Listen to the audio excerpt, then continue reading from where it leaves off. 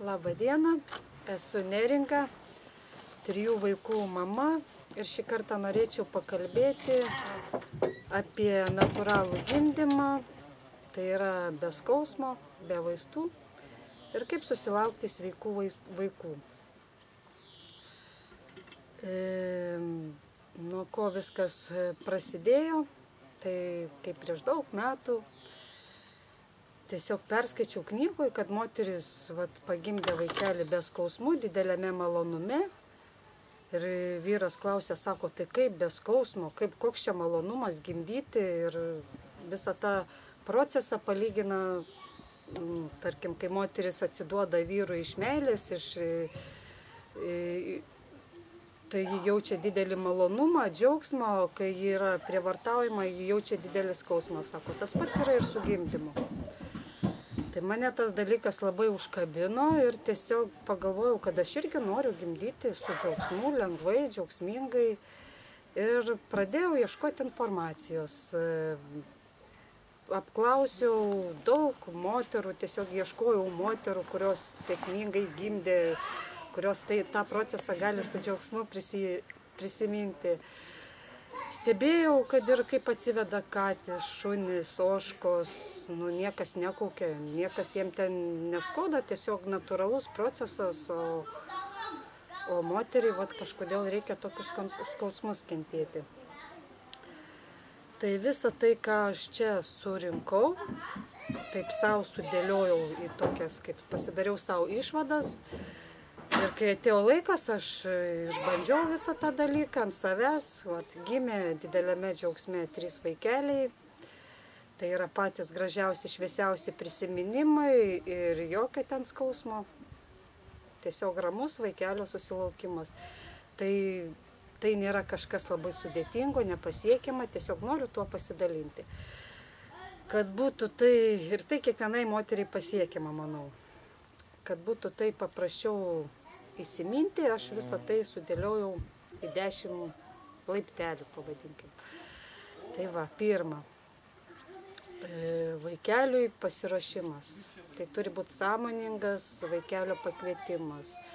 Prieš tai vyrui bent jau mėnesį susilaikyti, subrandinti tą sėklą, nes kuo ji bus brandesnė, tuo gyvybinės energijos vaikelis gaus daugiau. Moteriai atsipalaiduoti nuo įtemptų darbų, kad, kaip žinia, ta įtampa kasdienė tiesiog žudo tas vaisingas, naudingas bakterijas įsčiose, kurios reikalingos vaikelio pradėjimui, atėjimui.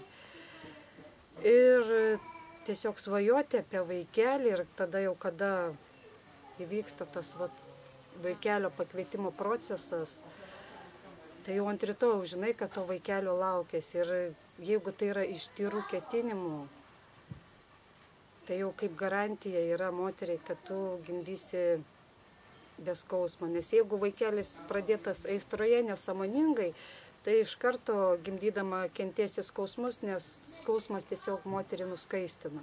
Kodėl kuo daugiau grūzo, tuo daugiau skausmo tenka kentėti moteriai.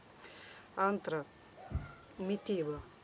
Mityba, čia daug yra apie tai kalbėta, aš čia labai nesiplėsiu, tiesiog geriau, aišku, ir jau prieš pradedant, ir jau kai laukėsi valgyti kuo natūralesnį maistą, geriau savo rankom pagamintą ar užaugintą ir vengti tų sintetinių produktų su raidėm, kur yra ypač, nes tiesiog kaip vienas pavyzdys, užauga vaikelis didesnis, negu moteris sugeba jau tokį pagimdyti.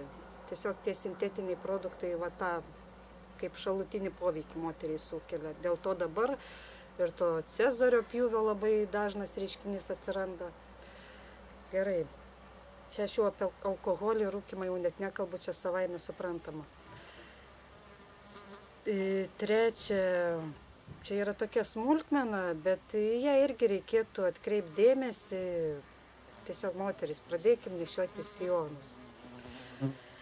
Leiskim laisvus sijonus, geriau žemiau kelių, leiskim tiem klubam vertis tiek, kiek reikia, netgi paauglėm. laisvus drabužius nešiot, kad tie klubai išsivystytų tokie, kokie jie turi išsivystyti. Nesuspauskim, kad nebūtų čia užspausta, čia užsiūta ir tiesiog energija neteka. Turi laisvai tekėti energija be jokių užspaudimų, suspaudimų.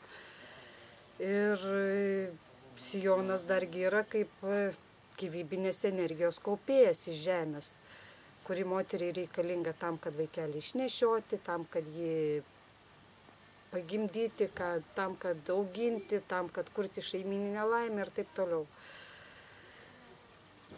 4. Nežalokim vaikelių echoskopijom. Tai jau yra ir įrodymai, kokią žalą daro echoskopija. Ir realiai ta echoskopija ką parodo? Parodo vaikelio lytį, kuri realiai nėra labai svarbu, ar tu iš pradžių sužinosi, ar kai gimstas vaikelis. Parodo, ar vaikelis nėra apsigimęs, tai irgi realiai nėra svarbu, jeigu jau ruošiesi tą vaikelį kaip pakviesti toks, koks jis yra, tai tuo labiau aš jo nežudysiu, ką man tai žiūrėti. Ir ką parodo, vaikelio padėtį, ar tarkim prieš gimdymą, ar galvytė yra pačioje. Ta padėtį galima ir rankom apčiupinėti ir pajausti, tą padėtį gali gydytojas lengvai nustatyti be echoskopijų. Tai kam tą echoskopiją daryti? Čia aš jau nepasakosiu smulkiai, kokia ten yra žala. 5. Fizinis aktyvumas, ne fiziniai pratimai, ar kaip ką reikia daryti. Patartina tiesiog daug vaikščioti. Vaikščiojimas, tas judėjimas tiesiog atpalaiduoja tuos klubus, kaulai tada lengviau veriasi. Pirmus 3 mėnesius rekomenduoju žvakę statyti moterims, ar ne, ar jeigu stovi ir ant galvos stovėti, tada jau kaip garantija placenta prisitvirtina aukštai ir jau nėra tos komplikacijos gimdymo metu, kada jeigu placenta prisitvirtina apačioj prie kaklelio, tarkim. Ir vaikščioti, netgi ir atsitupinti, grindis išsiplauti, nebijoti tų pritupimų tokių daryti. Jeigu čia ypač vyresnio moterim pradeda skaudėti nėštumo metu, tie klubo sąnariai, ar ne, patariu gerti, tarkim, tokią takažolės arbatą, kiaulpienės šaknų, kurios ištirpdo tas druskas, tos, kaip čia vadinasi, kurios tiesiog neleidžia tiems kaulams judėti lengvai. Tai va, ir dar ko, vaistų, jokių vaistų, visus vaistus galim pakeisti žolėm, kurios ir gydo, ir nekenkia kūdikėliui, ar ne? Toliau 6. Tai jeigu aš jau čia to skaičiaus nepamečiau, kaip savo sakau, dvasiniai komandai, ar ne, angelų komandai. Iš sąmonės, iš pasąmonės išvalyti visas sunkaus gimdymo programas, nes apie aplinkų vien tik apie tai ir kalbama, kaip sunkiai gimdžiau, kaip vos nemiriau, kaip plyšau, vajai, kokia čia yra sudėtinga procedūra, čia iš vis net neįmanoma. Tai tiesiog išvalyti iš galvos visas tas sunkaus gimdymo programas, kurios jau mano netgi tėvams įskiepyta, man įskiepyta, ir tiesiog aš gimdysiu lengvai. Aš keičiu programą, aš gimdysiu lengvai, aš gimdysiu džiaugsmingai, man nebus jokių skausmų. Aš gimdysiu natūraliai. Pakraukim savo smegenis, sukurkim naują programą, kai sakau, savo galvoje. Ir kai dažnai yra tos abejonės, tos baimės, kad kaip čia bus, o jeigu bus taip, o jeigu taip, tai neprisigalvokim paprasčiausiai. Nebus taip. Baimė, kas tai yra, taip jeigu žiūrint, tai yra tiesiog tik mintis, kad gali būti blogai. Jeigu tos minties nebėra, tai nebėra ir baimės. Tai nekurkim tų baimių, galvokim, pakraukim, kad viskas gerai ir netgi svajokim, kaip lengvai, džiaugsmingai gimdysim. Tai nuostabiai.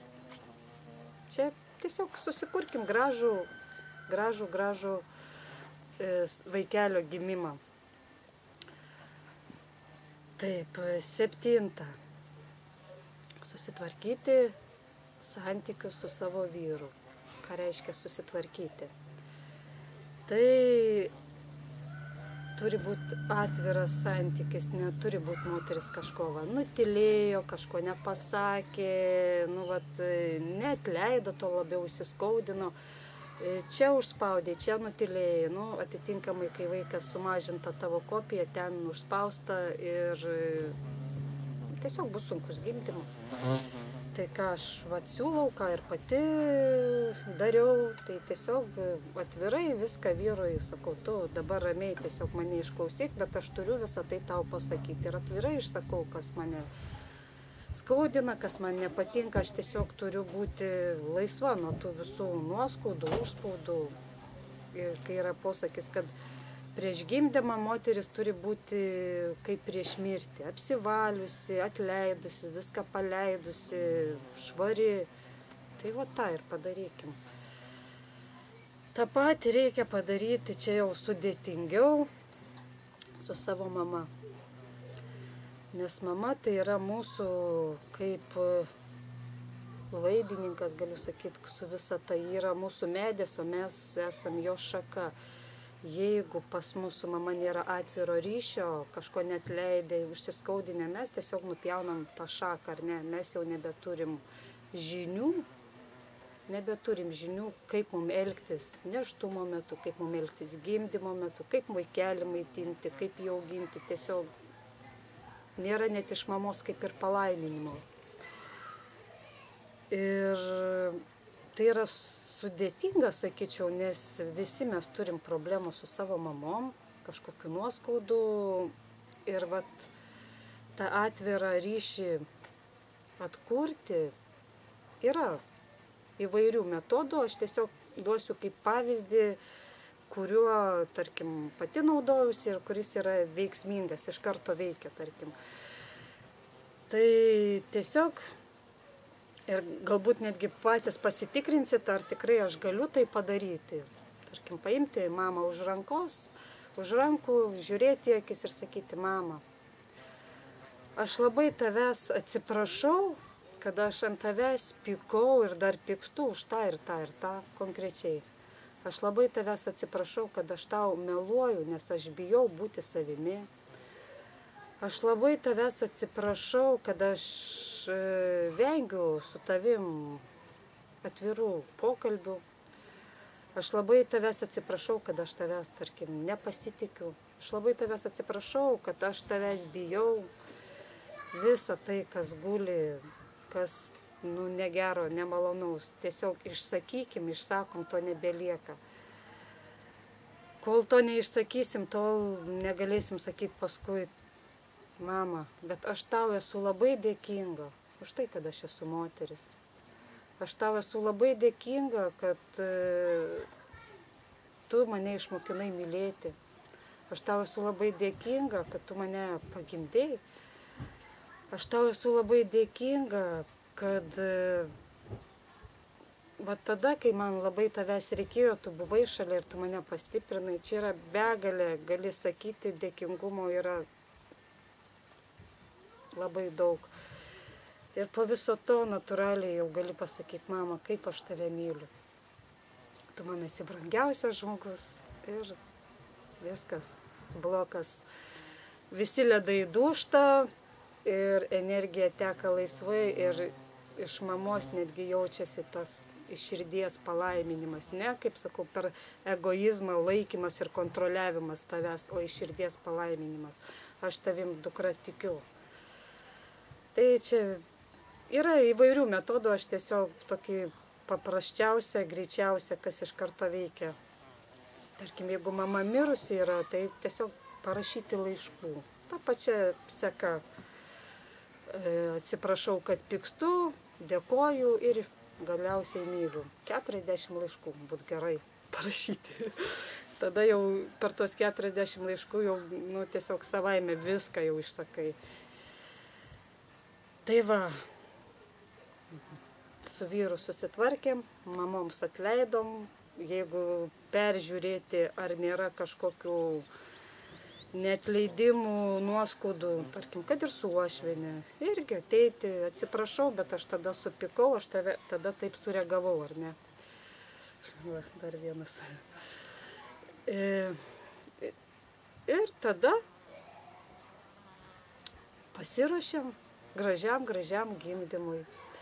Sukuriam saugią, jaukią aplinką, kurioje moteris tiesiog būtų atsipalaidavusi. Čia jau pareiga, sakyčiau, vyrams leisti moteriai rinktis, kur gimdyti ar ne, kaip gimdyti, kad tiesiog ji ramiai galėtų laukti to malonaus proceso, kad jos netampytų, daryk tą, tu dabar taip daryk, tu čia iš kur, kaip, kada, jokiais klausimais, tiesiog ramiai. Ta įtampa realiai, kaip tu gimdysi be skausmo, jeigu tu būsi įsitempusi dar, ar tau nemalonu kažkas bus. Susikuriam aplinką, iš karto reikėtų pasiruošti prieš gimdymą, apgalvoti, aptarti su vyru, ar tai bus kažkurioj ten, tarkim, ligoninėje, galbūt paprašyti atskiros palatos, o galbūt namie, tai čia kaip kuri moteris jaus, kurioj vietoje jausi saugiai, ramiai dėl vaikelio atėjimo. Ir viskas, 10 prasideda gimdymas, valio. Jaučiam švelnius sąrėmius, gera, džiugu, vaikelis ateina. Ir kada jau gimdymas jau prasideda, ar ten vandenys nubėga, reikia vaikščioti, judėti. Ir toms, kam, tarkim, labai jau skauda, siūlau paskaičiuoti, nes, kaip žinia, žinom, tas sąrėmis, kada vyksta tas atsiverimas, vyksta 30 sekundžių. Ir skaičiuojam 1, 2, 3, kada skauda. Po 30 sekundžių nebeskauda. Galit per tą laikotarpį pailsėti, arba per tas 30 sekundžių tiesiog judėti, ieškoti to judesio, kurioj padėti tau neskauda. Ar linguoti, ar siūbuoti, ar vaikščioti. Yra toks judesys, kuris tiesiog padeda kaului lengviau atsiverti ir tai nėra skausminga. Ir vėl džiugu, ramu, vaikelis ateina, kviečiam vaikelį, vėl sąrėmis. Jeigu jau skauda labai, išpučiam, ten jokio klikimo realiai net. Tai tiesiog malonu laukti, kiekvienu sąrėmiu laukti to vaikelio ateimo. Ir toliau judam. Čia kaip tarsi šokis, mes netgi, kai sakau, su vyru šokom. Ir išnaudokim tą žemės traukos dėsnį. Neįmanoma be skausmo gimdyti atsigulus ant nugaros. Aš pati netgi su pirmu vaikeliu atsimenu, čia prasidėjo sąrėmė, aš čia vaikštau, galvoju, ką aš čia vaikštau, vis tiek niekas neskauda. Atsiguliau, galvoju, pagulėsiu, atsiguliau, viskas, nugaros plėšimas. Vaikelis lenka žemyn, o tu užverti. Prieštarauji jo, kaip sakant, slinkimui, nugaros plėšimas, skausmas. Ne, tai gerai, aš galiu pavaikščioti ir nebijokim gimdyti klupomis, tupomis, stovomis. Tai nėra sudėtinga tą vaikelį priimti, jis juk nekrenta kaip iš dangaus, jis tiesiog lėtai išlenda. Nėra sudėtinga jį priimti. Ir viskas. Yra, kaip sakant, didžiausia laimė, jeigu tą vaikelį priima mylinčios tėvo rankos. Vyrai, jeigu turi drąsos, moteris, jeigu pasitikit savo vyrais, leiskite tam mylinčiam tėvui priimti tą vaikelį. Arba žmogui, kurio pasitikit. Viskas, vaikelis gimsta, šventė, valio, šviesiausi prisiminimai, visą gyvenimą, noras gimdyti dar ir dar. Tai to, moteris, aš jums ir linkiu. Jeigu kils klausimų, galite tiesiog atsiųsti, užduoti, bandysiu galbūt dar kokį video, atsakysiu tos klausimus, nes čia yra labai plati tema, aš čia tiesiog trumpos gairės, į ką reikėtų kiekvienai atsižvelgti. Ačiū. Laimingai.